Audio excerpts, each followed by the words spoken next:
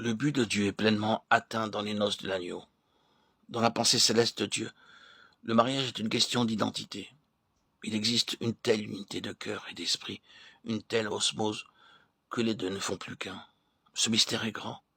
Je dis cela par rapport à Christ et à l'Église. Éphésiens 5,32. C'est l'union totale avec l'agneau. L'Église lui est parfaitement identique. Elle est semblable à lui. Elle lui ressemble en tout point. Lorsque ce but sera atteint, un suprême Alléluia retentira dans les cieux, car le Seigneur obtiendra la satisfaction pour laquelle il a toujours œuvré. Son épouse s'est préparée. Comment? Il a été donné de se revêtir d'un fin lin éclatant, pur, car le fin lin, ce sont les œuvres justes des saints, Apocalypse 19,8. Les œuvres justes des saints vont bien au-delà de la justice de Christ qui nous est imputée. Cette dernière est valable pour chaque croyant. Elle est tout simplement synonyme de justification par la foi. Mais la justice des saints a trait au caractère et nous parle de transformation, de quelque chose qui est forgé dans notre homme intérieur. Les œuvres justes des saints parlent du côté pratique que revêt cette justice dans notre vie. Il est question de conformité à son image. C'est cela l'épouse, la femme de l'agneau. Et lorsque le Seigneur a atteint cet objectif, il est complet. Il est pleinement satisfait. Et le ciel entier l'est aussi. Comme nous l'avons déjà dit, nous ne pouvons définir que de manière approximative la place occupée par les différents groupes de croyants par rapport au noyau central. L'un se trouve tout près, l'autre est un peu plus éloigné, et un autre l'est encore plus.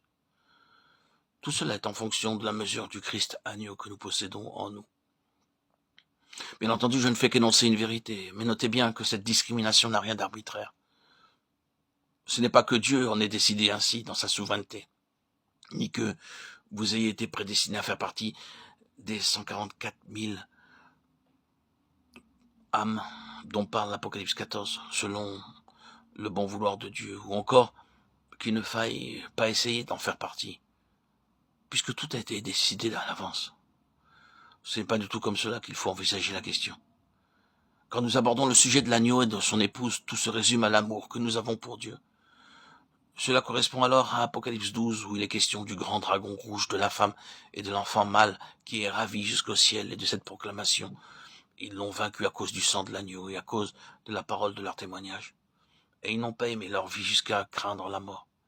Ils n'ont pas aimé leur vie jusqu'à craindre la mort. C'est pour lui qu'ils n'ont pas aimé leur vie jusqu'à craindre la mort. C'est une question d'amour. Et vous savez qu'on ne peut pas forcer l'amour, ni le contraindre. Il faut laisser l'amour s'exprimer. Et sans amour, on ne peut rien faire. Mais si l'amour est là, il s'exprime de manière spontanée et il persévère jusqu'au bout. Tout se résume à l'amour. Et c'est cela qui est en vue ici.